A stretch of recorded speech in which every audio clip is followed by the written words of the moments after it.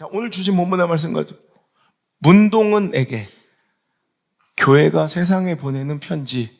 자, 문동은에게 교회가 세상에 보내는 편지라는 제목으로 하나님 말씀을 증거하도록 하겠습니다. 자, 바로 이해하시는 분들도 계시고요, 이해하지 못하는 분들도 계실 줄 압니다. 문동은이라는 사람은 가상의 인물입니다. 넷플릭스에서 인기 시리즈 드라마 더 글로리의 주인공입니다. 송혜교가 이제 주연으로 이제 연기하고 있는 그 배역 역할의 이름이 문동은인데요. 내용인즉슨 학교 폭력으로 마음과 육신에 씻을 수 없는 엄청난 상처를 입은 주인공 문동은이 자신을 괴롭힌 연진이와 그 일당들에게 복수하는 내용이 바로 더 글로리라는 넷플릭스 시리즈 드라마고요. 이제 곧 그 2탄이 이번 주 금요일 날 개봉되기 때문에, 그래서 더 글로리 2탄 개봉 기념으로 오늘 제가 이 설교를 준비했어요. 문동은에게 제가 한 2달 준비한 말씀인 것 같아요. 그냥 교회가 미안해 라는 제목으로 할까 하다가 적나라하게 근데 왜 이 말씀의 제목을 썼냐면요, 그 학폭 가해자 일진들 그 5명 중에 1명이 거기서 설정 그리는 것은 대형교회 목사 딸로 나옵니다. 너무 잔인하게 그를 괴롭혔던, 또 방조했던 그 일진 학교 폭력의 가해자였던 그 한 사람이 이제 교인으로서, 목회자 자녀로서 나오면서 또 한 번 이 시대에 인기 있는 넷플릭스 시리즈는 교회를 신랄하게 비판하고 정말 저주에 가까울 정도로 비하하고 조롱하는 그런 모습과 태도를 보이더라는 거예요. 절은 되게 평온하고 온화한 곳으로 항상 그리고요, 교회는 되게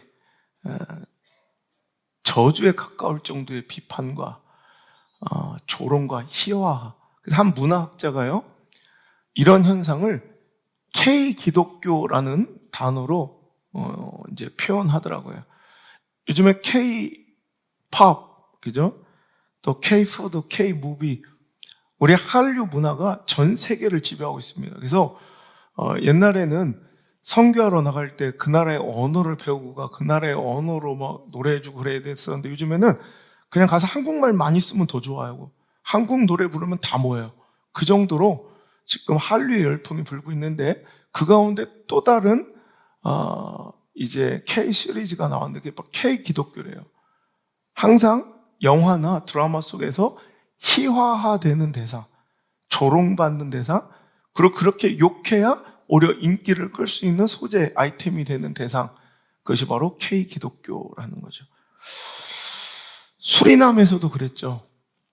그리고 오징어 게임에서도 또 은근하게 항상 교회는 비판받는 대상으로 전락해 버렸다는 거예요. 그래서 유독 그리스도인의 정체성을 밝힌 기독 연예인들이 온갖 순환과 비난과 손해를 보고 있다는, 제가 안타까운 고백을 이렇게 연예인들한테 들으면서 참 가슴이 아프더라고요. 제 주변에 있는 그 연예인들도. 그래서 이제 교회 이렇게 행사나 교회 간증 집회 같은 거, 교회 관련 이런 인터뷰를 극도로 꺼리는 현상이 이제 나타나기 시작했다는 거예요. 여러분, 이런 현상을 보면서 주님의 몸 되신 교회를 사랑하고 오늘도 신앙을 지키며 오늘도 살아가는 우리 믿음의 사람들, 우리 성도들은 그의 나라와 그의 뜻, 정말 그의 의를 구하는 자들이라면 다 이런 현상을 보면 어떻게 해야 돼요?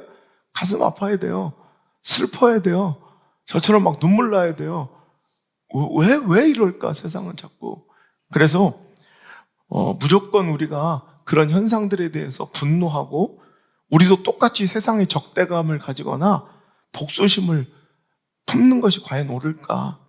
과연 이 시대, 이 국면에서 하나님께서 우리에게 원하시는 반응, 우리 조국교회, 한국교회에게, 아니 지금 이 말씀을 듣고 있는 당신에게 원하시는 예수님의 행동과 반응은 어떤 것일까? 그곳에서, 그 속에서 우리가 보길 원하는 하나님의 관점과 방점은 무엇일까? 오늘 한번 충분히 이것 가지고 우리가 은혜 나누고 깊이 묵상해봐도 가치 있고 의미 있는 시간일 것 같아요. 오늘 불신자들도 많이 듣고 계시잖아요. 교회가 욕을 먹잖아요. 손가락질 당하잖아요. 그리고 교회를 싫어하고 비판하는 사람도 굉장히 많잖아요. 이런 현상 속에서 우리는 어떻게 살아가고 반응해야 될까? 물론 시대의 핍박과 환난은 마지막 때 말세의 징조이기도 합니다.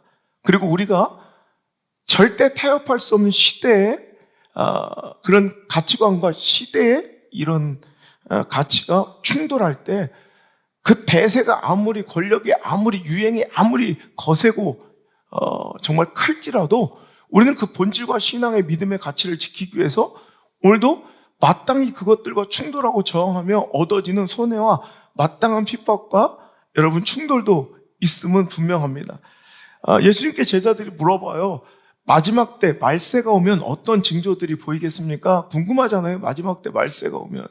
그때 예수님께서 대답하실 때, 자, 마태복음 24장 3절 말씀 시작. 예수께서 감람산 위에 앉으셨을 때 제자들이 조용히 와서 이르되 우리에게 이르소서 어느 때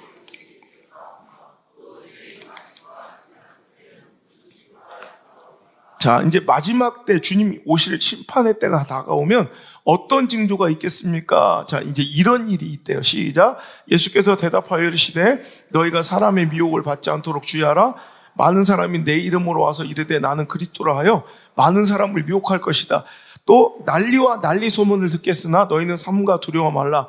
이런 일이 있어야 하되 아직 끝은 아니니라. 민족이 민족을, 나라가 나라를 대적하여 일어나겠고 곳곳에 기근과 지진이 있을 것이다. 자, 보면 딱 이 시대가 마지막 징후인 것이 보이죠? 그죠? 전쟁과 나라가 나라를 대적하여 막 싸우고 곳곳에 기근. 지금 아시죠? 유럽은 완전히 극심한 가뭄으로 또 알프스산에도 유럽에도 스키장이 그냥 다 문을 닫을 좀 폐장해야 될 정도로 눈이 그냥 다 녹아버리는 기근 속에 있고요. 또 우리가 아시는 바와 같이 큰 지진들이 곳곳에서 터지고 있어요. 이 모든 것은 재난의 시작이다. 그러니까 외부로서 볼 수 있는 말세 지말, 마지막 때의 징조는 이런 것이고요. 또 우리 내적으로 신앙 안에서 삶 속에서 보여줄 징조들을 말씀해 주시는데 그중에 첫 번째가 9절 시작. 그때 사람들이 너희를 환난에 넘겨주겠으며 너희를 죽이리니 너희가 내 이름 때문에 모든 민족에게 미움을 받으리라. 그죠? 이거예요. 마지막 때가 되면 나타나는 현상들이 예수 믿는 것 때문에, 우린 예수 때문에 행복하기도 해요. 예수 때문에 살아가요. 근데 예수님 때문에, 그 하나 이유 때문에 우리가 조롱받기도 하고요, 욕먹기도 하고요, 비난당하기도 하고요, 손해봐야 할 때도 너무나도 많이 있다는 거죠.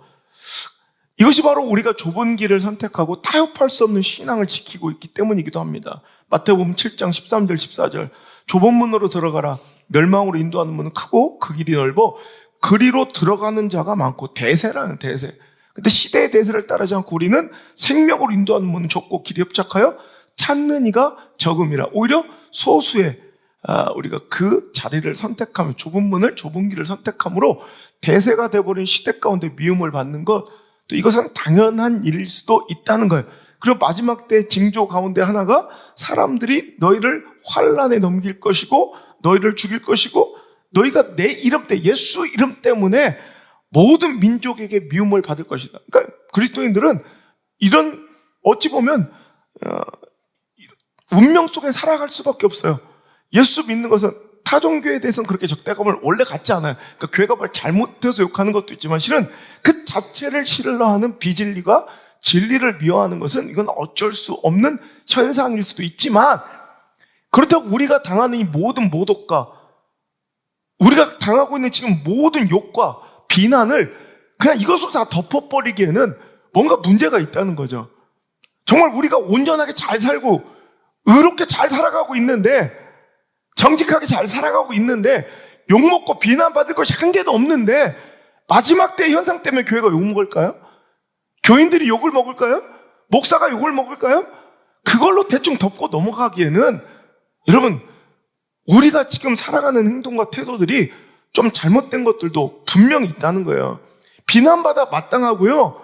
그냥 덮어버려서는 안 될 문제들도 분명히 존재한다는 것 우리가 인정해야 할 줄 믿습니다. 그럼 맞아요. 그럼 팩트 욕 먹어야 돼요. 물론 너무 말도 안 되게 그 극단적인 설정으로 이런 우리 더글로리에 나오는 그 교회 다니는 사람의 모습은 마약을 그냥 그냥 밥 먹듯 마약 중독에 살아가고 그걸 그 목사님 분이 사모님 그 엄마가 와서 그 집사들 와서 마약 파티한 걸 싹 치워. 여러분 교회가 그래요? 우리 안 나가면 마약 먹고 쳐넣어 있어. 근데 집사님 오셔서 이거 싹 치우고 그럼 그 사람 먼저 쫓겨나요. 그러니까 너무 극단적이고 말도 안 돼. 그런데 그냥 억울하다고만 하지 말고 분노만 하지 말고 그 모습, 그 시선 속에서 우리의 모습을 좀 분명히 욕먹어도 마땅할 그런 모습도 있진 않는가 찾아봤으면 좋겠다는 거예요. 그중 첫 번째가 뭐냐면 교회가요, 믿는 사람들이 세상과 교감이 안 되고 소통이 안 된다는 문제가 있어요. 너무 꽉 막히고 비상식적, 상식적 상황 속에서 비인격적으로 살아가니 오히려 여러분 그냥 더 탁월한 도덕성과 또 높은 수준의 그런 상식을 가지고 살아가는 걸 요구도 기대도 안 해요. 그냥 소통은 되고 서로 상식은 통해야 되는데 상식도 통하지 않는 뭔가 소통되고 공감되지 않는 이 교회의 꼬라지와 모습들이 세상 사람들이 담을 쌓게 만들고 등 돌리게 하는 첫 번째 이유라는 거예요. 그러니까 교회 내가 이 안에 은혜를 받고 그것을 이해하려고 노력하면 노력이 되는, 이해가 되는데 그 전에 바깥에서 볼 때는 이런 가고 싶지 않은 존재. 여러분, 내가 그 안에 들어가고 싶지 않은 그런 집단이 바로 교회 모습으로 비춰질 때가 얼마나 많냐는 거예요. 전우림 성도 그래요, 안 그래요? 저분이 저한테 그런 얘기 했었어요. 지금 은혜 받아서 어제도 와서 땡볕 에서 교회에서 일하고 내가 뭐한 짓거리인지 그렇게 교회를 욕하던 지금 은혜 받아가지고 저렇게 변화돼 있지만 저한테 한번 그러더라고. 목사님, 제가 주례를 섰는데 따라왔더라고요. 서울에. 제가 아주 쌈박하게 끝냈어요. 딱딱딱딱딱! 주례 할 거 있으면 3, 9, 27 딱 끝나는 거지, 그냥. 그랬더니 탁 제 손을 잡고, 목사님, 너무 좋았습니다. 그때 하는 말이 자기 과거의 상처를, 하여튼 상처도 많아. 돌잔치에 갔대요. 근데 돌잔치에 어떤 목사님이 돌잔치에 애기 빽빽 울고 있는데 돌잔치에 설교를 1시간 하더래. 미쳐버리는 거죠. 그 애들 통성 기도를 또 하네. 애 놀랜다. 그럼 그 돌잔치에서 믿지 않는 사람들도 후드럭한데, 그리고 제일 중요한 건 밥이 식어가는데 저 뷔페 어떻게 할 거예요? 장어초밥 다 없어지고 있는데 설교를 1시간을 한대요. 그런데 통성기도를 막 했대요. 그래서 자기가 너무 짜증이 났대요. 그러면서 저분이 하신 말이, 그때부터 제가 이 설교를 준비하기 시작했어요. 교회가 공감은 못 얻어도 반감은 사지 말아야지요, 이래. 저분이 가끔씩 툭 던지는 말이 굉장히 깊이 있고요. 절에 다녀서 그런지 옛날에 난 저분한테 인사이트를 굉장히 많이 얻어요. 그러니까 툭 던진 말인데 굉장히 멋있는 말 있잖아요. 물은 물이고 산은 산이죠. 뭔 말인지 모르겠는데 굉장히 이상하게 멋있어. 길은 내 마음속에 있지요. 그러면 뭔 말인지 모르겠어. 근데 이상하게 멋져. 근데 저분이 자꾸 저한테 그런 얘기를 많이 해요. 공감은 못 얻어도 반감은 사지 말아야지요. 그렇다. 교회가 세상에 공감은 못 얻어도 반감은 사지 말아야지. 실은 돌잔치의 그 해괴망측한 모습이 교회들의 현주소일 수도 있다는 생각을 해요. 아니, 좀 상식적으로 해야죠. 좀 성숙해야죠. 세련돼야죠. 어떤 분, 아니, 그럼 하나님께 예배하는데 예배를 뭐라고 한 거야? 예배를 뭐라고 하는 게 아니라 하나님도 가슴 아프셨을 것 같아. 애가 막 뒤집어지고 장어초밥이 식어갈 때 1시간씩 하는 설교, 하나님도 실은 좀 지치고 좀 지겨워진 않았을까? 과연 그 말 중에 내가 준 말은 몇 마디나 되느냐 물어보진 않았을까? 제가 한번 신대원 갔을 때 몇몇 학우들과 내가 신대원 친구가 없는 이유가 그때부터예요. 밥을 먹으러 갔는데 그 맛집에서 막 사람이 줄 서서 빨리 먹고 빨리빨리 빠져줘야 되는 그런 거에서 막 방언 기도를 해, 식사 기도를. 그래서 그때부터 막 사람도 안 만나고 그랬거든. 여러분, 상식은 통해야죠. 물론 맞는 말이에요. 이 예수 천당 불순종, 이 음부에 떨어질 것들아. 물론 맞는 일일 수도 있지만 사람들을 불쾌하게 하고, 여러분, 그 지쳐 하루 일과를 마치고 돌아가는 사람들에게, 저는 그래서 복음의 전함을 좋아하는 게, 난 당신이 행복했으면 좋겠어요. 이런 메시지로 그냥 교회가 끊임없이 그들의 마음을 두드려 주는 거예요. 그들의 마음을 열 때. 진리라고 다, 여러분, 진실이라고 다 그게 아름다운 법은 아니에요. 정말 세련되지 못한 모양과 시대의 공감을 얻지 못할 모습으로 정말 시대의 반감을 사고 있는 우리들의 모습을 보면서 어떤 때는 좀 우리 스스로에게 짜증이 날 때가 있더라는 거예요. 여러분, 전도가 되는 이유가 뭘까요? 이번에도 제가 이번 주에 거의 2명을 전도를 해서 지금 거의 작업 중인데 또 다음에 만나기로 했어요. 근데 요즘 여러분 전도가 힘들잖아요. 근데 전도가 되는 이유가 뭘까요? 그들의 헌신하고 희생하고 그들의 교감, 공감을 사기 때문에 그들이 마음을 열어준 거예요. 그래서 제가 전날 제가 라운딩에서 만났던 캐티님이 그 다음날 제 티업 시간을 알고 찾아오셨더라고요, 인사하러. 여러분, 그러기가 쉽지 않아요. 일부러 그렇게 찾아온다는 건 이런 뭔가 감동했고 공감이 이루어졌기 때문에 그래요. 여러분도 여러분 이웃과 여러분 주변에 있는 분들과 여러분 공감을 여러분 끌어내는 삶을 사시길 바라요. 제발 공감은 교감은 못 얻어도 반감을 사는 인생은 살아서는 안 된다는 거예요. 여러분,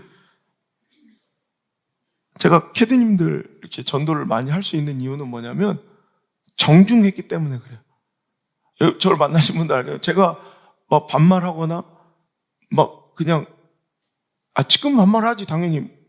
연진아, 내가 너한테 반말 못해? 나는 잡은 물고기에게는 더 이상 존중과 정중의 떡밥을 먹이질 않아. 연진아, 이제 진아 그렇잖아. 내가 니들 눈치 보게 생겨서 이제 나가리도 안 나가잖아. 근데 정중한 거예요. 한 번도 저는 반말로 혹은 뭐 갖고 와 이러지 않아요. 저는 항상 받을 때 감사합니다. 고마워요. 감사해요. 그리고 항상 제가 달려가서 받아요. 미리 채려가. 자기가 그 자기를 존중해 주는 걸, 그리고 자기를 향한 정중함을, 그리고 자기를 배려해 주는 것을 공감하는 거예요. 그럼 어느 순간 마음을 열기 시작해요. 여러분, 당신은 시대의 마음을 얻고 있는지, 믿지 않는 사람들의 공감을 사고 있는 사람인지, 그런 삶인지를, 그런 언어인지를, 그런 행동인지를 한번 점검해보는 기회가 됐으면 좋겠습니다. 심리학에서 말하는 3대 악이 있어요. 3대 악. 심리학에서 말하는 3대 악은 뭐냐면, 첫 번째 사이코패스, 두 번째는 마키아벨리즘, 세 번째는 나르시시즘이에요. 뭐냐면 이게 마치 세 개의 꼭지점, 세 축을 이뤄서 이게 다 연결되어서, 사이코패스는 사회와 공감하지 못한, 시대와 상대방과 공감하지 못하는 반사회적 인격이에요. 그러니까 내가 이런 행동을 하면, 내가 이런 말을 하면 상대는 얼마나 아플까, 어떤 마음일까, 이런 걸 전혀 공감하지 못할까. 상대방은 속이 뒤집어지고 눈물이 나고 막 가슴이 찢어지는데 저는 괜찮아. 이게 사이코패스예요. 두 번째 마키아벨리즘은 목적을 위해서는, 수단과 방법을 가르치지 않아도 된다는 이상한 이런 자기 심리가 있어요. 그리고 나르시시즘 아시죠? 자기 중심적인 이기적인 이런 자기애를 나르시시즘이라고 그래요. 그러니까 심리학에서 최악의 심리 상태, 이 세 가지 3대 악이 바로 사이코패스와 나르시시즘과 마키아벨리즘이라면 교회는 사이코패스야. 난 지금 교회가 사이코패스야. 상대방의 마음을 이해하지 못하고 공감 능력이 떨어진 자. 여러분, 우리가 사이코패스라고 하면 뭔가 이렇게 살인자들 생각하잖아요. 근데 실은 사이코패스는 우리 주변에 너무 많아요. 그러니까 살다 보면 부하 직원의 마음을 전혀 이해하지 못하는 상관들이죠. 다른 사람들은 뭐 시겁하는데 자기는 그 일상이야. 또 거꾸로 상사의 마음을 전혀 공감하지 못하는 MZ 세대 이상한 애들 있잖아요. 귓구녕에 아이폰 꽂고 막 눈알에 광기 있고 이런 애들 있잖아요. 그러니까 이렇게 행동하면 저 사람은 어떤 마음이고 어떤 아픔, 어떤 상처를 가질까를 전혀 공감하지 못하는 사람들. 그런 사람들이 자기애가 강해요. 자기는 조금만 상처받고 누가 뭐라 확 뒤집어서 막 미친 듯이 발악을 해요. 이게 같이 돌아가요, 이게. 그래서 여러분, 사이코패스는 다 살인자가 되는 게 아니에요. 오히려 사이코패스적인 이런 성향이 교육받고 훈련받으면 또 좋은 성향으로 바뀌어서 또 굉장히 좋게 활용되게 돼요. 그래서 우리 100명이 모여있잖아요. 그럼 남자는 100명 중에 2명이 사이코패스 성향이 있어요. 이건 연구 결과예요. 그리고 여자는 100명 중에 1명이 사이코패스예요. 그러니까 이게 사이코패스는 막 연쇄 살인마들 막 이런 게 아니라 우리 삶 속에 존재하는 자들이. 그러니까 100명 모이면 3명은 사이코패스예요. 이 사이코패스가 여기에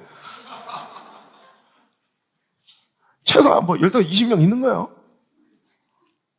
서로 옆에 한번 보세요. 눈빛 보면 약간 이상하죠? 네. 빙고 찾았어요. 거기에요. 잘 못 찾겠어요? 거울을 보세요. 여러분, 되게 뭐 흉측한 말 같지만 교회가 사이코패스예요. 지금 이해하지 못해요. 공감 능력이 떨어졌어요. 시대를 이해하지 못해. 세상 사람들의 마음을 이해하지 못해요. 저 잘났다고 막 그냥 자기 주장만 외쳐대. 그리고 깔아보고 낮게 봐. 하나님은 예수님은 절대로 내 이웃을, 세상을 깔아보고 낮게 보고 미쳐나게 보고 지옥에 떨어질 음부의 권세에 처할 이런 인간들로 보라 하지 않으셨어요. 내 몸처럼 아끼고 사랑을 하셨죠. 우리가 과연 그런 한 영혼을 천하보다 귀하게 여기를 하셨죠. 우리가 그런 마음으로 살아가고 있는지, 교회가 반감만 사고 공감하지 못하기에 어찌 보면 격한 말로 비판하기를 오늘 우리가 사이코패스화 되고 있는 신앙과 교회 공동체는 아닌가. 여러분, 시대와 소통하지 못하고 세상과 공감하지 못하는 사이코패스 같은 교회가 아니라 세상을 이해하려고 하고 시대와 공감하고 불신자들의 마음을 좀 헤아리고 여러분 이해할 수 있는 그런 성숙함이 있었으면 좋겠어요. 좀 상식이 있었으면 좋겠어요. 여러분, 상식과 성숙이 있으면 상대방의 입장을 존중하고 배려할 수 있어요. 그게 바로 예수님 말씀하신 사랑이에요. 사랑.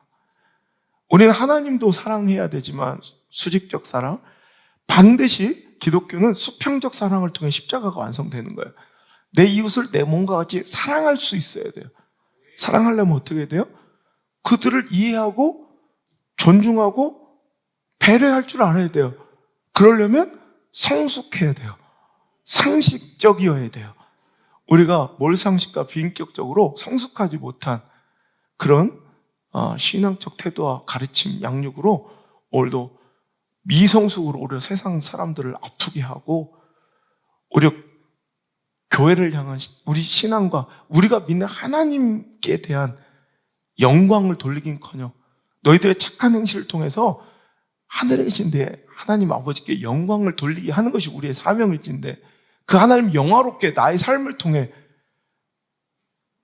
내 일상을 통해 내 전 생애를 통해 하나님을 영화롭게 하는 것, 이것이 우리의 인생의 목적일진데 오히려 하나님 영화롭게 하긴커녕 나 때문에 우리 하나님이 저주스러운, 공포스러운 그런 조롱의 대상, 희화의 대상으로 변질되어 가고 있지 않는지 두려운 마음으로 한번 내 삶, 내 주변, 내 가족, 그 관계 속에서 나의 모습과 태도들을 한번 점검해 봤으면 좋겠어요. 우린 여러분 예수님 때문에 살아가고, 예수님 때문에 찬양하고, 예수님 때문에 완전하고, 예수님 때문에 사함받고, 예수님 때문에 이렇게 행복하고, 예수님 때문에 의로워졌는데 거꾸로 예수님은 우리 때문에 저주받고, 우리 때문에 조롱당하고, 우리 때문에 희화되고, 우리 때문에 능멸당하고, 우리 때문에 손가락질 당하고, 우리 때문에 욕먹고 계시다면 되겠어요? 이제 오늘 이 설교를 통해 문동은으로 대변되는 세상에 우리가 편지 보내야 될 것 같아요. 그동안 공감하지 못해, 성숙하지 못해, 상식적이지 못해 미안했노라고 우리 문동은에게 오늘 이번 주간은 각자 편지를 좀 보내는 그리스도의 향기로운 그리스도의 편지가 돼요. 오늘도 세상에 오해받고 잘못 각인되었던 예수님을 나를 통해 좀 잘 한번 설명하는 그런 일상이 되었으면 좋겠어요. 그럼 대부분 이런 소리 들을 거예요. 야, 너 왜 그래? 그래도 하셔야 돼요. 그 작은 변화. 여러분, 오늘부터 이 사순절 기간에 드라마 안 보고 커피숍 안 가고 골프 안 치는 것보다 훨씬 더 중대한 작업일 것 같아요. 여러분, 우리가 신앙의 정체성이 흔들리고 믿음이 흔들리고 너무나도 복잡하고 또 분주해졌을 때 오히려 여러분 이상한 건 우리가 정신 못 차리고요. 우리가 너무 복잡하고 분주하고 우리가 정체성을 잃어버리고 내가 지금 여기 왜 모였는지도 잃어버리고 있을 때 잘 보세요. 오히려 세상이, 오히려 대적이, 오히려 원수가 우리 정체성을 더 적나라하게 알려줘요. 그거 아세요? 성경 속에서 보세요. 애굽의 왕이 아브라함에게 오히려 너 뭐한 짓이야? 신앙을 꾸짖고 잘못된 행동과 선택을 오히려 하나님이 이렇게 주의 종이 설교 시간에 알려주는 거였지만 더 적나라하게 세상 사람들이 더 잘 알려준다니까. 그래서 우리 세상의 말을 들어야 돼. 창세기 12장 18절 한번 읽어볼게요. 시작. 바로가 아브라함을 불러서 이르되 네가 어찌하여 나에게 이렇게 행하였느냐? 내가 어찌하여 그를 내 아내라고 내게 말하지 아니하였느냐? 내가 어찌 그를 누이라 하며 내가 그를 데려다가 아내를 삼게 하였느냐? 내 아내가 여기 있으니 이제 데려가라. 여러분, 이 말씀 꼭 하나님 말씀 같죠? 아브라함이 세상과 환경과 처지에 지가 그냥 스스로 쫄하고 굴복해서 자기 하나님께서 맺어주신 이 아내 사라를 뭐라고요? 누이라고 해서 그 애굽의 권력 앞에 그냥 그 신부로 팔아넘기려고 한 거예요. 하나님, 너 뭐한 짓이야? 네가 어찌 이렇게 행하였느냐? 어찌 네 아내를 누이라 했느냐? 그래서 애굽의 왕과 결혼하게 하려느냐? 어디 데려가라! 그 하나님 말씀 같죠? 이게 애굽 왕의 이야기예요. 우리가 정신 못 차리고요. 강단의 소리가 작아질 때는 때로 하나님께는 세상 사람들의 말을 그 입을 대변해서 우리에게 알려주신다고. 너 뭐한 짓이야 지금? 교회들아 뭐한 짓이야? 혹시 문동은이 우리에게 외치는 그 소리가 우리가 정신 차리라고 우리가 너희도 교회가 뭐한 짓이야? 목사가 뭐한 짓이야? 성도가 뭐한 짓이야? 알려주는 오히려 정신 차려야 될 이 찬물을 끼얹는 오늘도 이 각성의 시간이 될 수도 있다는 거예요. 여러분, 우리가 어떤 존재인지 오히려 세상 사람들이 더 잘 알고 더 잘 알려줘요. 그라랑과 군대장관 아우삿이 이삭에게 찾아와 이런 얘기예요. 창세기 26장 26절부터 29절 시작. 아비멜렉이 그 친구 아우삿과 군대장관 비골과 더불어 그랄에서부터 이삭에게 온지라. 이삭이 그들에게 이르되 너희가 나를 미워하여 나에게 너희를 떠나게 하였거늘 어찌하여 내게 왔느냐?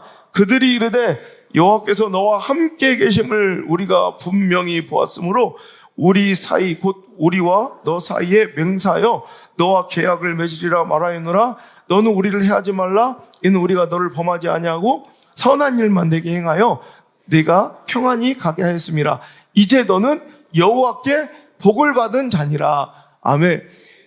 그럼 창세기 26장은 억울하게 이삭이 우물을 팔 때마다 세상 그런 사람들에게 막 억울하게 뺏기고 막 정신없이 또 우물 파고 막 계속 뭔가 우물 파면서 돌아다니며 삶이 막 버겁고 막 분주하고 막 짜증나고 절망적일 때요. 근데 오늘 그랄 왕이 그래요.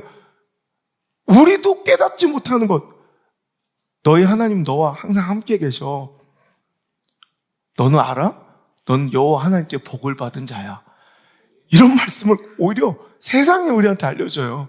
우리가 어떤 존재인지를, 어떻게 살아가야 될지를 오히려 세상 사람들이 우리에게 적나라하게 알려줄 때가 더 많다는 거예요. 여러분, 다윗이 그랬어요. 다윗이 하나님의 능력과 보호하심을 신뢰하지 못한 채 가도왕 아기스에게 도망쳐서 거기서 생명을 구걸하며 거기서 보존받으려 해요.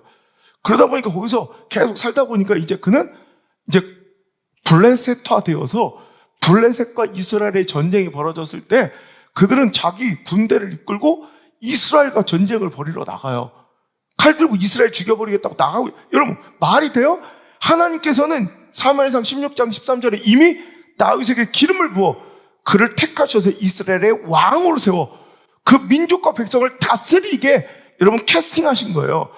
여러분, 그에게 명령하신 거예요. 그런데 그가 지금 어떻게 하고 있어요? 올해 자기가 다스리고 보호하고 보존해야 될 나라와 민족을 창을 들고 칼을 들고 나가 해하고 죽이려 하는 전쟁에 참여하고 동참하려 해요. 말도 안 되죠? 이럴 때 선지자가 와서 깨우쳐지는 게 아니라 세상 사람들이 그 존재를 알려준다고요. 자, 사무엘상 29장에 보면, 자, 우리 한번 1절부터 읽어볼게요. 시작. 블레셋 사람들은 그들의 모든 군대를 아벡에 모았고 이스라엘 사람들은 이스라엘에 있는 샘 곁에 진쳤더라. 블레셋 사람들의 수령들은 수백 명, 수천 명씩 인솔하여 나아가고 다윗과 그의 사람들은 아기스와 함께 그 뒤에 나아가더니 블레셋 사람들의 방백들이 이르되 이 히브리 사람들이 무엇을 하려느냐 하니 아기스가 블레셋 사람들의 방백들에게 이르되 이는 이스라엘 왕 사울의 신하 다윗이 아니냐. 그가 나와 함께 있은지 여러 날 여러 해로다. 그가 망명하여 온 날부터 오늘까지 내가 그의 허물을 보지 못하였노라. 블레셋 사람들이 방백들이 그에게 노한지라. 블레셋 방백들이 그에게 이르되 이 사람을 돌려보내어 왕이 그에게 정하신 그 초소로 가게 하소서. 그는 우리와 함께 싸움에 내려가지 못하리니 그가 전장에서 우리의 대적이 될 거 하나이다. 그가 무엇으로 그 주와 다시 화합하리이까? 이 사람들의 머리로 하지 아니하겠나이까? 그들이 춤추며 노래하며 이르되 사울이 죽인 자는 천천히요 다윗은 만만이로다 하던 그 다윗이 아니니까. 무슨 얘기인지 아시겠죠? 이스라엘 전쟁에 블레셋 편에 써서 이스라엘과 이런 맞서 싸우려는 이런 나중에 이스라엘의 왕이 되어야 될 이 다윗의 모습 보세요. 이건 말도 안 되는 거. 이건 이렇게 되면 큰일 나요. 하나님 이거 막으시고 싶어요. 근데 선지자 갓을 통해서 말씀할 수도 있고 사무엘을 통해서 여러분 나단을 통해서 말씀하실 수도 있지만 이 다윗에게는 누굴 통해서 말씀하세요? 호려 블레셋 사람들. 다윗 너 뭐 하는 거야? 너 사울은 천천히요 다윗은 만만이라던 자가 너야. 지금 다윗의 영적 상태가 어느 정도로 지금 피폐해졌는지를 한번 보여드리면 그 뒤 쭉 읽어볼까요? 6절부터 시작. 아기스가 다윗을 불러 그에게 이르되 여호와께서 살아계심을 두고 맹세하노니 네가 정직하여 내게 온 날부터 오늘까지 내게 악이 있음을 보지 못하였으니 나와 함께 진중에 출입하는 것이 내 생각에는 좋으나 수령들이 너를 좋아하지 아니하니 그러므로 이제 너는 평안히 돌아와서 블레셋 사람들의 수령들에게 거슬러 보이게 하지 말라. 자, 나는 너 믿는데 야야 봐봐라 지금 분위기 안 좋다. 저 수령들이 방백들이 널 안 믿으니까 너 돌아가서 조용히 있어. 이렇게 왕이 오히려 그를 다윗을 말려서 전쟁터에서 내쫓아 주는 거예요. 이게 하나님의 의중이 하나님의 뜻이죠. 그때 다윗의 말을 보세요. 이게 끔찍한 거예요. 8절 시작. 다윗이 아기스에게 이르되 내가 무엇을 하였나이까? 내가 당신 앞에 오늘까지 있는 동안에 당신의 종에게서 무엇을 보셨기에 내가 가서 내 주 왕의 원수와 싸우지 못하게 하시나이까? 지금 다윗이 뭐라고 그래요? 누구를 주라고 불러요? 아기스 왕, 이방의 왕을 주님이라고 불러요. 다윗은 지금까지 모든 신앙 고백에 이것 빼놓고는 오직 여호와 하나님께만 썼던 용어예요. 내 주, 나의 주, 나의 하나님이여. 다윗은 무조건 하나님께만 나의 주를 썼어요. 그런데 뭐야? 이제 이방 왕, 가드 왕, 블레셋의 왕, 아기스한테 내 주님, 그리고 누구를 원수라고 불러요? 이스라엘 민족과 백성과 나라를, 내 원수 놈들을 왜 못 쳐 죽이게 하냐고. 여러분, 우리가 정체성을 잃어버리고 이렇게 혼동 속에서 살아갈 때 오히려 그걸 말려주고 깨우쳐주는 존재들이 실은 세상과 오히려 진짜 내 대적과 원수들이 오히려 나를 깨우쳐주는 수단일 수도 있어요. 문동은이 우리를 욕한다고, 세상이 우리를 욕한다고, 조롱한다고, 손가락질한다고 막 그냥 분노만 하지 말고, 여러분, 교회 다닌 것들이 그러면 돼? 이런 소리 들어봤죠? 저 목사가 말이야, 저 장로가 말이야, 그게 교회야? 교회 다닌 것들 재수없어. 가슴 아프죠? 저도 듣기 싫죠. 자존심 상하죠. 근데 잘 생각해보면 교회 다니는 것들이 그러면 안 된다는 거예요. 그렇게 살면 안 된다는 거예요. 그렇게 살지 말아 달라는 요청이에요. 우리 고맙지 않아요? 아브라함 정신 차리게 했던 애국 왕이 고맙지 않아요? 정신없이 분주하게 복잡하게 살아가고 있는 이삭에게 넌 여호와께 복을 받은 자야. 너 그거로 항상 너와 하나님은 함께 계시더라. 고맙지 않아요? 이런 하나님 나라와 맞서 싸우려는 적 그리스도가 될 뻔했던 다윗, 적 하나님과 척을 지고 적될 뻔했던 다윗, 자기가 살아고 목숨 걸고 지켜야 될 민족의 칼을 겨눌 뻔했던 다윗에게 돌아가 임마, 너 여기 있을 곳이 아니야.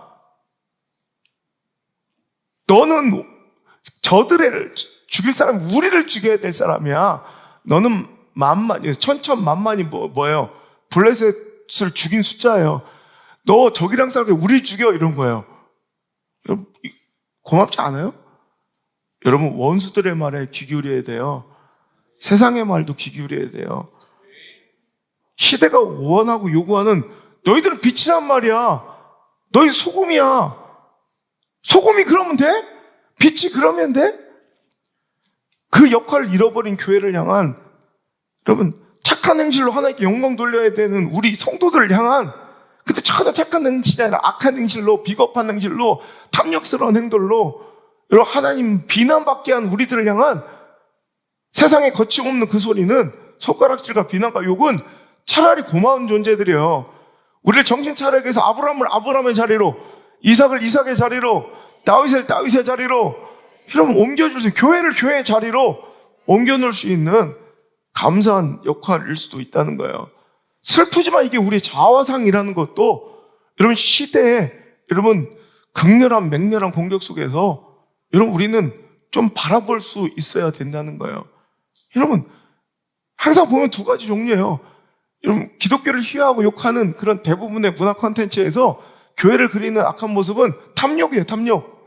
되게 탐욕하고 부패한 모습들, 이거 욕해요. 그럼 그러지 말자는 거예요.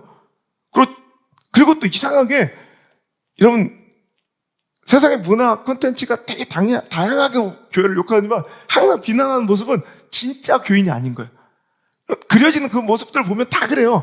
진짜 목사가 아니야. 수리남도 그렇고, 박중훈 나왔던 할렐루야도 그렇고. 너무 멀리 갔나? 재밌었는데 그거.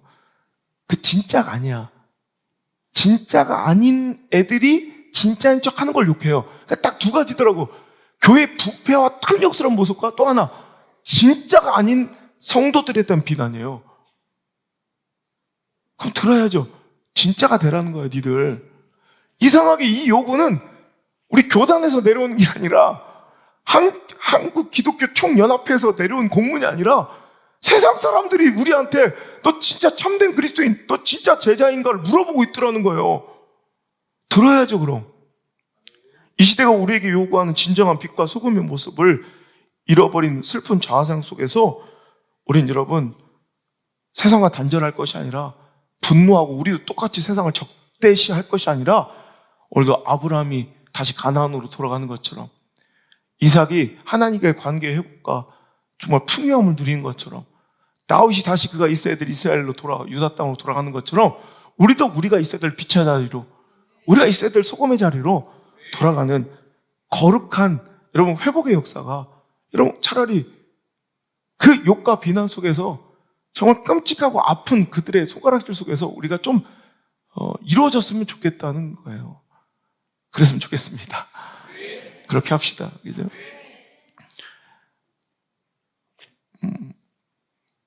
또 그들이 욕하는 건 교회야 제발. 그러니까 소통하지 못하는 교회에 대한 적나라한 그들의 조롱, 공감하지 못하는 무슨 외떨어진 섬처럼 무인도처럼 구름에 떠 있는 존재들처럼 세상과 섞이지 못하는, 그러니까 이게 본질적으로 진리 가운데 이건 굉장히 긍정적인 이야기지만 그 반면 비상식과 몰상식으로 오늘도 세상과 연합하지 못하는, 제가 늘 얘기하죠. 그리스 고대 시인, 또 로마 시인의 고백처럼 햇빛이란 존재는 시궁창 밑에까지 다 스며들어가지만, 그래서 그들을 정화시키지만 자기 스스로는 오염되지 않는 존재.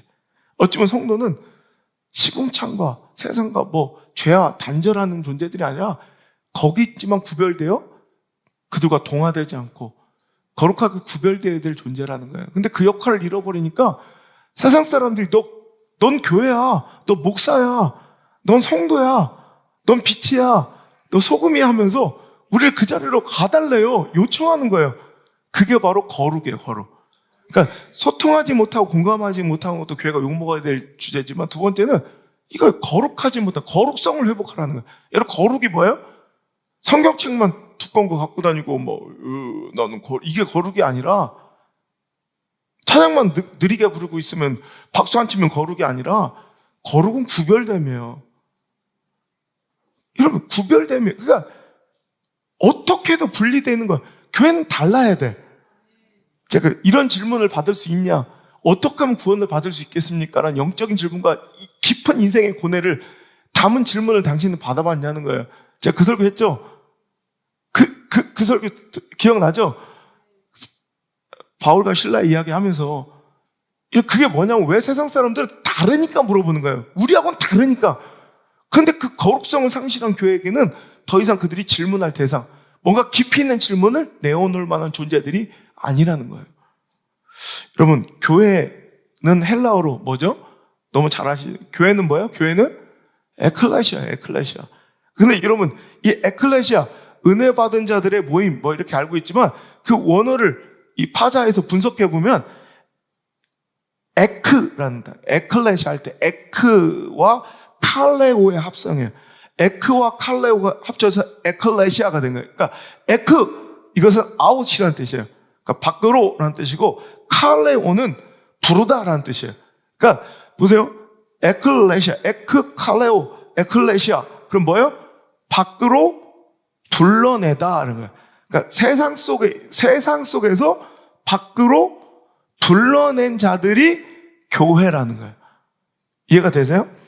그러면 교회를 지칭하는 단어가 에클레시아가 된 것은 교회의 정체성이 세상 안에 있지만 세상에서 밖으로 불러낸, 뭔가 구별되고 구분되는, 누가 봐도 확연히 차이가 나는, 드러나는 존재가 바로 에클레시아, 교회였다는 거예요.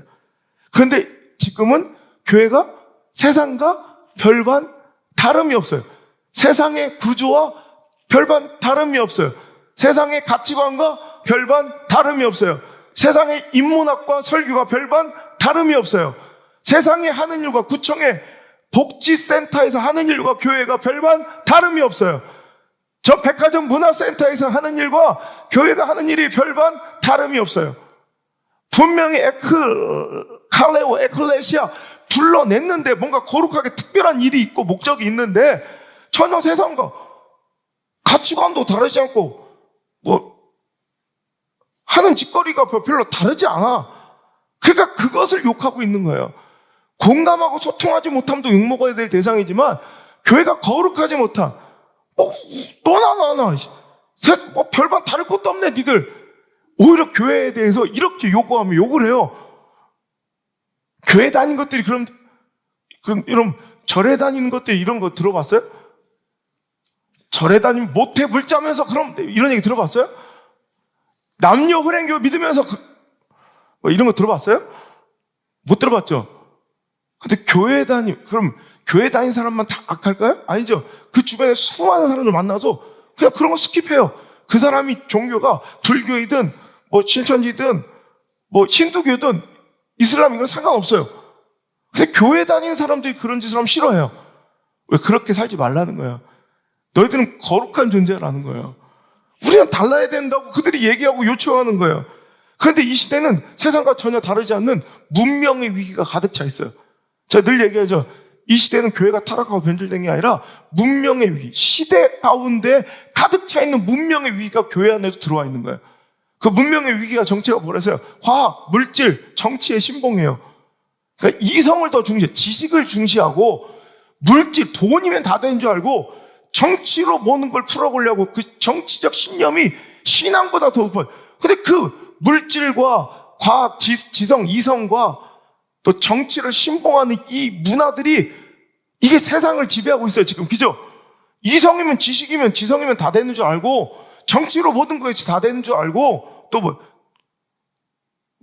돈이면 다 되는 줄 알잖아요. 근데 교회 보라고. 교회도 똑같잖아. 맨 정치질하고 앉았고 교회에서 다수결로 뭔가 풀어보려고. 교회는 달라야죠. 성령 이끄신 대로 가야죠. 기도하고 가야죠. 손해봐도 가야죠. 아파도 가야죠. 망해도 가야죠. 그냥 맨날 돈 되는 거 하고 돈에 맞춰 형편껏 하고, 그죠? 오히려 하나님 말씀보다 지식과 과학을 근거로 뭔가를 풀어내려고 하고. 그런 얘기 들으려면 뭐하러 와요? 세상에 널려있는 지식과 지성, 이런 얼마나 많은 인문학 강의들이 있는데 여기만 있는 걸 해야죠. 예수 그리스도의 보혈의 피비린내의 진동이 여기 있어야죠. 예수의 생명과 진리성이 여기 있어야죠. 그러니까 뭔가 달라야 돼요. 근데 교회가 똑같은 거예요. 어차피 돈 추구하고 어차피 정치질하고 어차피 지식, 자기 상식과 자기 이성의 태도로 해서 행동하는 사람들 빵하더라는 거예요, 교회가.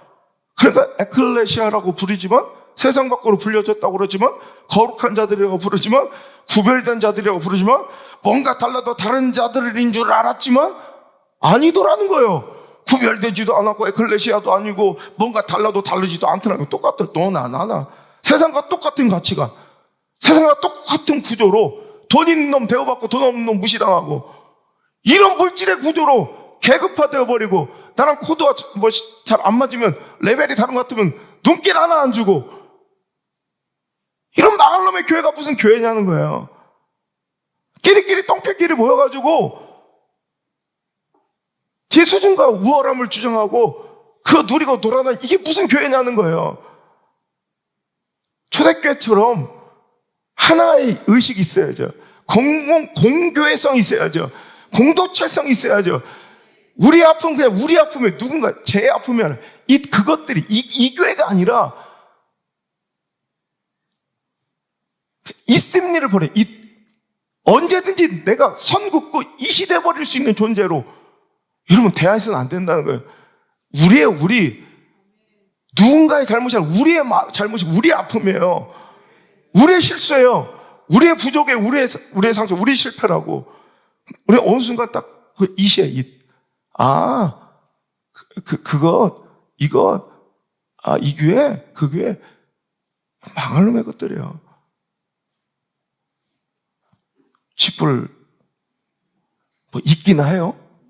쥐뿔 뭐 가지기나 해요? 쥐뿔 고상하기나 해요?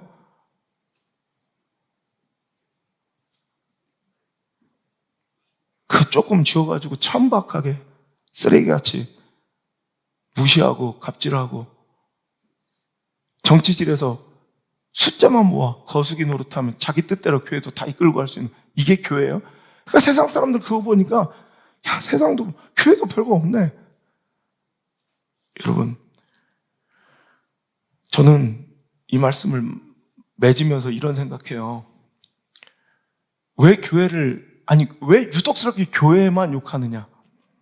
여러분, 욕한다는 건 기대치가 높다는 거예요. 여러분, 기대치가 높아야 화도 나요. 기대치가 전혀 없는 사람들에게 화나요? 그럼 왜 애기한테 화를 안 내? 막 아까 똥 싸고 막 울 때 다니한테 뭐 기대해? 걔가 와서 사도신경을 왜 우리 기대해? 여러분, 사도신경원에 빽빽 울어도 우리는 화내지 않아요. 그냥 기대치가 없는 거야. 그렇게 봐주는 거야. 그죠? 그냥 나이 40 먹어서 똥 쌌어 막 이러고 있으면 빽빽거리 울고 돌아다니면 이건 뭐 미친놈이죠. 이러면 뭔가 기대가 많아질수록 욕먹을 것도 많고요, 비판도 많아지고 화도 나는 거예요.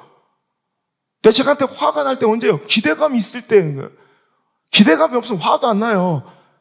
방구석에 처박혀서 게임 하루 종일 막 은둔형 웩토리에 대해서 안 나오잖아. 그냥 나와서 밥만 먹어줘도 감사해. 근데 여러분, 오히려 기대해. 내 자녀를 기대해. 그럴수록 더 조금만 실수해도 예민하고요, 오히려 욕한다는 건 기대감이 있다는 거예요. 여러분, 욕을 많이 한다는 건 기대치가 그만큼 높다는 얘기예요. 다른 종교의 동일한 부패와 부정의 단면이 드러나도요, 세상은 그렇게 욕하지 않아요. 얼마 전에 여러분, 여기 근데 불교의 가장 큰 절 중에 하나가 난리가 났었죠. 근데 언론은 다루지도 않아요. 막 거기서 맨날 막 여자 바꿔가면서 술집에 들어다니고, 막 해외 가가지고 여자 끼고 가서 막 골프 치고 술 먹고 막 자기 정령 룸이 있고 그런 사람이 주지예요. 근데 이게 전적이 화려해. 그 옛날에도 그랬대. 근데 아무도 별로 그렇게 욕도 안 해. 많이 외울었나 봐. 막 이러잖아.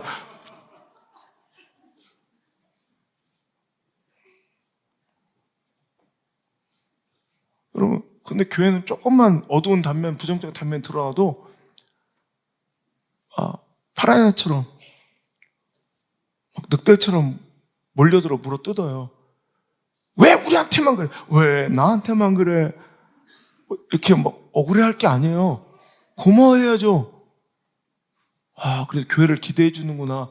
교회만큼은 그러지 않았으면 좋겠어라는 세상의 울분이에요. 세상의 외침이에요. 그럴 수도 있잖아.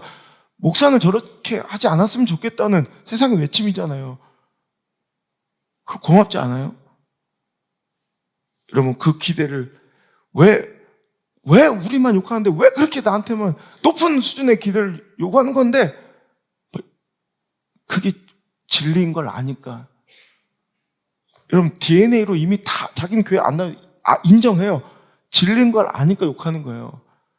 그러면 우리는 우리한테만 특별히 욕한다고 욕하고 저주하고 분노할 게 아니라 우리는 거꾸로 그 기대를 충족시키는 자들이 돼줘야 된다는 거예요. 여러분, 저는 항상 그래요. 당신이 있는 곳을 행복하게 만드십시오.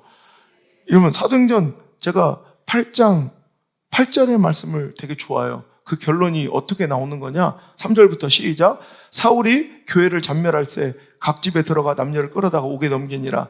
그 흩어진 사람들이 두루다니며 복음의 말씀을 전할세 빌립이 사마리아 성에 내려가 그리스도를 백성에게 전파하니 무리가 빌립의 말도 듣고 행하는 표적도 보고 한 마음으로 그가 하는 말을 따르더라. 많은 사람에게 붙었던 더러운 귀신들이 크게 소리 지르며 나가고 또 많은 중풍병자와 못 걷는 사람이 나으니 그 성에 큰 기쁨이 있더라. 자, 여기서 보면 빌립이 엄청난 사마리아라는 성교지에 물론 도망쳐서 예루살렘이 핍박이 너무 심하니까 초대교회가 막 엄청나게 박해를 받으니까 도망친 도피처이기도 하지만 거기가 복음을 전하는 성교지가 됐네. 근데 엄청난 사람들이 그 말씀을 듣고 따랐다는 건 그 말씀의 진리성의 권위를 보여줬다는 거예요. 그 말씀을 믿었다는 얘기죠. 왜 믿었을까요? 보니까 5절 빌립이 사마리아 성에 들어가서 그리스도를 백성에게 전파하니 시작 무리가 빌립의 말도 듣고 행하는 표적도 보았기 때문에 한 마음으로 그가 하는 말을 따랐대요. 자, 예수님을 전했어요. 그런데 그들이 그 말씀의 복음에 권위를 부여한 건 이거예요. 뭐였어요? 그가 한 말도 들었지만 플러스 뭐예요? 그가 보여주는 표적 때문에 그랬대요. 그 표적의 정체가 7절 시작 많은 사람에게 붙었던 더러운 귀신들이 크게 소리를 지르며 나가고 많은 중풍병자와 못 걷는 사람들이 낫는 걸 보여주죠. 우와, 저거 진짜네. 여러분, 2000년 전 전해지는 복음과 그리스도의 그 말씀의 권위는 어떻게 부여되느냐? 표적이 보여져야 돼. 표적. 귀신이 떠나가고 중풍병자 나음을 입고 못 걷는 자가 일어나고 뭔가 이런 표적 속에서 우리가 전하는 말씀과 우리가 믿고 있는 진리에 대한 권위가, 복음에 대한 권위가 부여됐다면 여러분 2000년 후인 지금 현재를 살아가고 있는 사람들이 예수를 정하고 우리가 삶 속에서 그리스도를 드러낸 편지가 될 때 여러분 주변에 누가 그럼 너 앉은 장애인 일으켜봐, 내 이빨 금리빨로 만들어줘봐, 뭐 이래요? 그런 거 요구하는 사람 하나도 없어요. 이 시대의 표적은 뭐냐? 즉 이 시대에 우리가 전하는 복음과 우리가 믿고 있는 진리의 권위를 이 시대 사람들은 뭘로 증명되고 권위를 부여해주냐? 이제는 그런 기적, 병났고 이런 기적을 요구하지 않은 교회. 그리스도인들의 정직, 공정, 상식. 교회는 좀 공정하고 상식이 있고 정직하고 책임 있게 살아달라는 거예요. 여러분, 근데 그것을 우리가 충족시키지 못하고 있으니까 정직하지도 성실하지도 상식적이지도 공정하지도 못하니까 교회는 늘 욕을 먹더라는 거예요. 여러분, 이제 우리가 바뀌어야 합니다. 빛과 소금이 돼야 된다고 그래요. 여러분, 교회의 가장 큰 능력은 뭐냐면 정화의 능력과 인도의 능력인 것 같아요. 소금은 정화시키는, 여러분 바닷물의 염도가 얼마라고 그래요? 35 ppt라고 그래요. 35 ppt는 물 1000g, 그러니까 즉 물 1kg 안에 소금이 얼마나 들어있느냐의 양을 나타내는 게 ppt예요. 그러니까 35 ppt는 1000g에 35g이 들어있다는 거죠. 그러니까 1kg에 35g의 소금이 들어있어요. 물 1000g 있으면 35g이 소금이에요. 그러니까 퍼센티지 수로 하면 3.5%. 그러니까 이게 35 ppt, 3.5%의 소금만 있으면 온갖 그 안에 쏟아져 내리는 이 더러운 사람들이 쏟아낸 그 육지에서 버려진 토해낸 중금속과 오염물질을 정화해 버리더라는 거예요. 여러분, 우리나라가 일제시대에, 얼마 3.1절이죠. 일제시대에, 여러분, 기독교인 숫자가 전 국민의 1.4%밖에 안 됐어요. 1.4%의 기독교인들이 독립운동을 여러분 이끌고 나가서 3.1 운동 이후에 여러분 그 몇 달 만에 투옥되고 죽은 목사님들이 100명에 가까워요. 그래서 여러분 민족의 해방과 이런 수많은 그 어두운 시절에 교회가 여러분 희망의 빛이 되고 길을 제시해줘서 나라도 국가도 못했던 사회복지나 의료 그리고 교육을 거의 100%에 가깝게 교회가 이끌어갔어요. 교회는 시대의 희망이었고요. 교회는 시대를 정화시키는 능력이었고요. 또 빛처럼 세상을 인도해서 이런 미래로 나가고 전진하고 희망을 보여주는 인도자의 역할을 했다고. 근데 지금 어때요? 정화의 능력은 커요. 자정 능력도 없어, 교회가. 스스로도 정화를 못해. 누굴 인도하는 기능은 커녕 지들도 갈 길 몰라 방황하며 허둥대고 있는, 마치 시각장애인, 옛날에 장님을 인도하다 그랬지만 요즘 그런 거 안 되고, 시각장애인이 시각장애인을 인도하듯이 우리가 정신 못 차리고 저도 자빠지고 넘어져 있는 이 시대 교회 모습 속에 누가 희망을 보겠냐는 거예요. 여러분, 우리가 일어나야 합니다. 그죠? 여러분, 제가 늘 얘기하지만 차라리 교회는 마이너리티 스피릿이, 우리 한국 교회는 K 기독교는 마이너리티 스피릿이 있어서 마이너의 존재일 때, 그러니까 완전히 그 탄압받고 핍박받는 소수의 역할을 감당할 때는 굴하지 않고, 그 핍박과 손해도 굴하지 않고 그 마이너리티 스피릿 가지고 막 그 시대의 암울함을 막 깨트리고 나갔던 정신이 있었어요. 근데 문제는 교회가 풍족해지고 영향력이 있고 커져버렸을 때 메저리티 스피릿이 없어요. 마이너리티 스피릿이 있는데 이 부함 가지고 어떻게 영향력을 가지고 이 큰 힘을 가지고 이 부유함을 가지고 어떻게 시대를 정화하고 이끌어갈지에 대한 이런 메저리티 스피릿이 아직 훈련되지 않은 것 같아. 그러니까 이 모양 이 꼴이에요. 우리가 이제 하나님 주신 것들 가지고, 영향력 가지고, 풍족함 가지고, 우리가 주신 이성과 지성과 상식 가지고, 성숙함과 세련된 거 가지고, 주신 풍족한 은혜와 기쁨과 행복 가지고 뭘 해야 될지를 분명히 알아야 돼요. 똑같이 다투고 싸우는 존재들, 너나 나나 이 똑같은 도찐개찐의 인생들이 아니라 품는 존재, 덮는 존재, 살리는 존재, 이런 그런 존귀한 희망으로 이 시대가 다시 살아날 수 있길 주님 축복합니다. 우리 어제 김동욱 목사님 지난주에 방송하고 또 어제까지 이번 주도 같이 골프 치고 같이 얘기를 많이 나누면서 김동 목사님 자꾸 얘기하는데 김동 목사님 별명이 반복동호예요. 반복. 그냥 똑같은 설교 이렇게 똑같은 설교를 600번도 했대. 600번을. 진리니까. 그리고 자기는 똑같은 설교하는 거에 대한 죄의식이 없대. 성도들이 들어야지. 근데 거기 은혜가 있잖아요. 저도 이제 반복 호성이 되기로 했어요. 저번에 했던 이런 협심증 환자들의 막혀있는 혈관을 또 침묵의 암살자. 협심증은 막히다가 빵 터지면 그냥 죽는 거예요. 쓰러지는 거예요. 그래서 협심증 환자들은 중증 매일 먹는 혈관 확장제도 있지만 급하게 뭔가 혈관이 막히는 듯한 느낌이 있을 때 빨리 이 혀 밑에 두라고 주는 응급약 있죠. 혀 밑에는 못 그렇게 노인정 가면 많이 빨아요.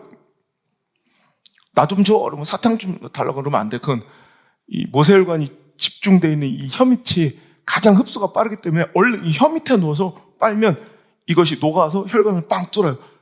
여러분 이거예요. 그 협심증 약이 개발돼서 막힌 혈전을 뚫어줘가지고 뇌가 터지지 않아요. 그래서 수천만 명의 사람을 살렸어요. 이 약이 얼마나 고마운 약인지. 이 협심증 약의 주 재료가 니트로글리세린이라는 물질이에요. 니트로글리세린으로 협심증 약을 만들어서 혈전을 뚫어서 살렸다고. 그런데 여러분 이 니트로글리세린이 똑같이 사용되는 또 다른 물질이 다이너마이트. 똑같은 니트로글리세린을 협심증 약 용기에 담으면 수천만 명의 사람을 살리기도 하지만 니트로글리세린 똑같은 것을 다이너마이트 용기에 달면 지금까지 수천만 명을 죽인 폭약이 되기도 했다. 교회 존재가 딱 그래요. 오늘 우리 교회가 제대로 하나님 주신 말씀과 뜻과 비전과 소명을 감당하면 우리는 이 시대를 살리는 생명의 소망이 될 수도 있지만 거꾸로 그렇지 못하면 반대로 이 시대의 아픔과 여러분 조롱과 저주의 대상이 될 수 있다. 여러분 생명을 살리는 니트로글리세린 같은 협심약 같은 아름다운 교회로 정말 교회 같은 교회로 목사 같은 목사로 성도 같은 성도로 세워지길 주님 축복합니다. 나부터 그렇게 시작합시다. 세상이 조롱하고 비하하고 희화하고 욕한다고 우리도 함께 적대시하고 욕할 것이 아니라 우리 자신을 돌아보는 계기로 삼게 도와주옵소서. 때로는 하나님이 우리에게 정신 차리고 주신 말씀의 통로로 세상을 사용할 때도 있습니다. 우리 문동원이 우리에게 정신 차리라고, 너 교회야, 너 목사야, 너 성도야, 너 빛과 소금이야, 착한 짓을 해야지 우리에게 보여주신 어쩌면 하나님의 음성은 아니었을까요? 우리 깨닫고 오늘 이 시간 변화되는 그 자리를 회복하고 되찾는 귀한 기회로 사용하게 하시고, 교회가 세상에게 공감하지 못하고 소통하지 못했음을 사과하며, 우리도 상식적이지 못하고 성숙하지 못했음을 회개하며, 또한 오늘도 거룩하지 못했음을 인정하는 아름다운 용기가 있게 도와주옵소서. 교회가 세상에 미안합니다. 욕먹지 않은 교회, 욕먹지 않는 목사, 욕먹지 않는 성도, 공감은 못할지라도 반감은 사지 않는 그런 상식적인 교회로 거듭나고 세워지는 아름다운 계기가 되게 하여 주옵소서. 그곳 원하시는 예수님의 은혜와 바라시는 하나님의 사랑과 인도해 주시는 성령님의 놀라운 은혜의 손길이 오늘 자리에 나와 교회를 교회되게, 예배를 예배되게 나를 사용해달라. 오늘 다짐하고 결단이 이 노랫말이 아닌 진정한 내 삶의 결단이 된 모든 성도들의 머리 위에 이제부터 떠나가지 마시고 영원토록 함께 계시기를 간절히 또 간절히 축원하옵나이다. 아멘.